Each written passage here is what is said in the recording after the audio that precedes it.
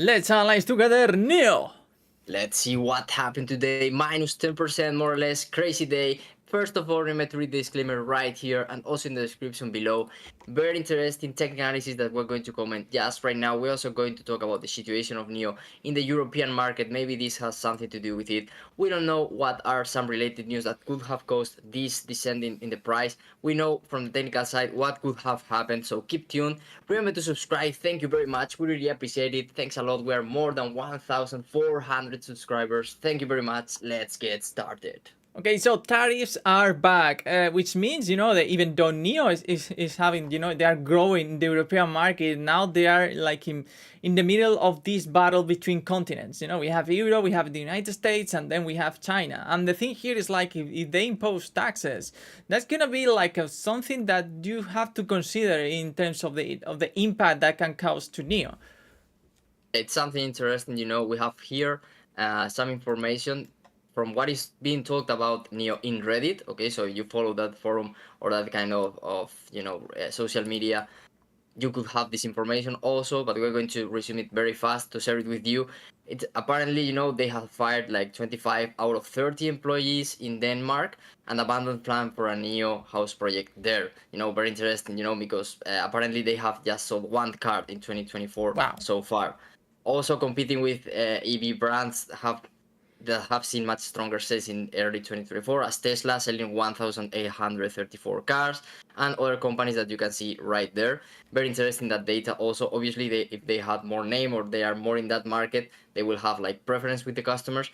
Also, the NIO battery swap model apparently is not resonating as much with the Danish customers in this type of sense. And also, something interesting is the last one is like NIO's premium pricing and a non-brand status in Europe is something difficult, because when you are putting that high price and people doesn't know your market, your brand, why are they going to pay more? Exactly. Because sometimes people look for quality, but most of the time, the majority of the market tends to look for what they know. And if they don't know that brand, why are they going to pay that premium pricing? I think that's something difficult for NIO and this type of companies to introduce in other territories. We can give you a good perspective because here, Enrique and I, we live in Spain, we live in Europe, and we know that what's happening here. If you go to the streets, the normal vehicles that you see, like the luxury cars that all people want here is like Mercedes, Audi, but not NIO, it's more difficult. Even Tesla is struggling in Europe. They don't have as much sales as in the United States. So it's something that you have to consider when you're going, when you're opening your vehicles, the market, the EV market right here in Europe is more difficult. And now all these brands, these luxury brands, they are all focused on EVs. So it's going to be even more difficult in the coming years. Yeah, exactly. And something also that we wanted to comment, because some subscribers let us know that. Thank you for that. And it was talking about the EV NIO brand sub brands, and they have announced like they were to launch 2 sub brands, Ombo and Firefly. That's the information that we have, and we don't have like in detail information about this topic because we haven't researched it a lot, but apparently they are trying to produce like 120,000 vehicles annually, according to a recent filing.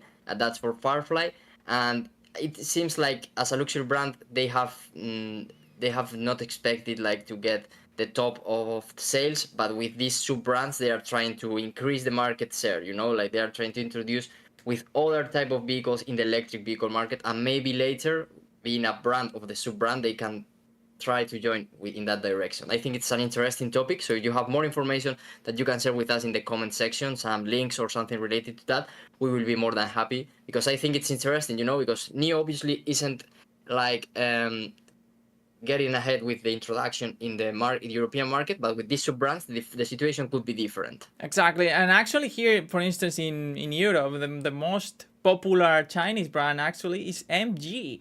It's not even, they have some EV vehicles, but the main EVs, but the main thing here is like they also have combustion engines, you know. So the thing here is like they have both, and now they have the whole market because they are selling so cheap, ridiculously cheap in comparison to other brands.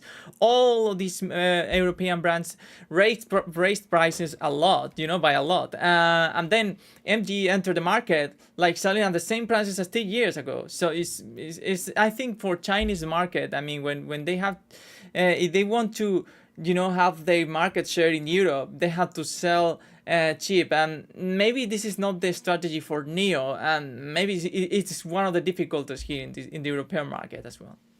Exactly. They have to see what they do, and we will keep you updated. And also, let us know in the comments all you know about these topics and all the links that you can share with us with that information. Or if you know it, you can just comment it there. Thank you very much for the comment in the previous video. I don't remember right now the name of the subscriber or subscribers that let us know that information, but thank you very much.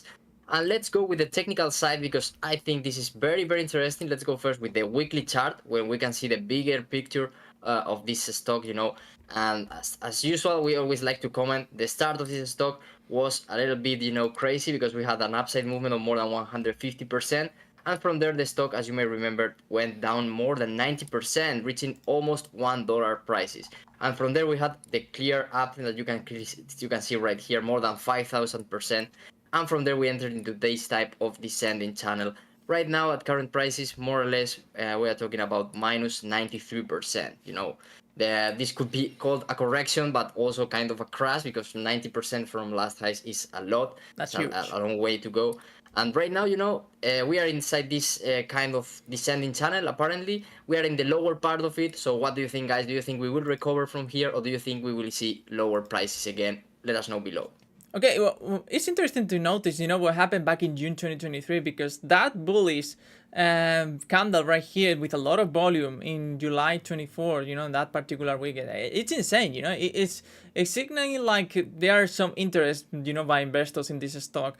But the problematic thing is like when to buy the dip. I mean, it's super difficult, especially in a stock that is in losses. You know, you go to the net income, NIO is not making any profits right now. So when you want to buy the dip in a stock like this, it's very risky because if they release another earnings and it's another like negative number, even worse numbers than before, it's gonna be very difficult to see the stock rebounding. Actually, it happens the opposite, and actually it happened the opposite right here. Look at that. Every time they release an earnings, as it was worse than the previous one, it went down again. So the thing here is like when to enter in the right moment when NIO starts to go up. So Enrique, let's go to the forecast because we can grab some information about the future, you know, about the expectations of this stock.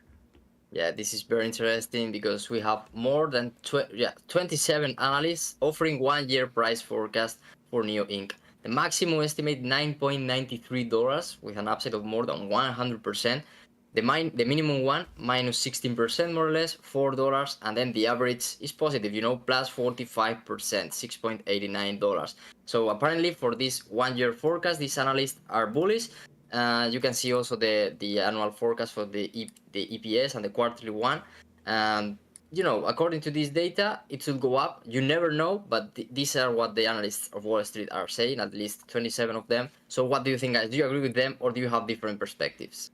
And it's very interesting to notice what in the EPS, you know, what happened and the reported earnings, and then compare the data with the last downturn that we suffered in NIO. If you see, you know, all this downturn started in 2022, and then you can clearly see right here that, you know, the drop is like minus 90% as we said before.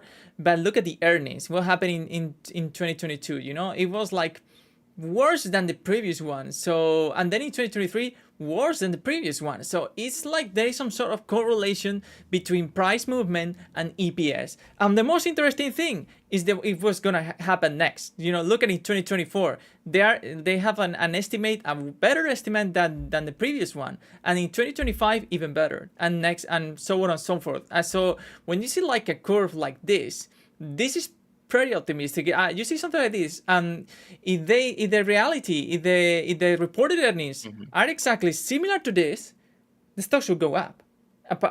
based on this data, what we saw in many charts like this. But the thing is, like, there are still losses. So the key moment is when to enter your position at this point. Maybe in 1 month, maybe in 6 months, maybe in a couple of years. We don't know, but it's gonna happen soon if this comes to reality.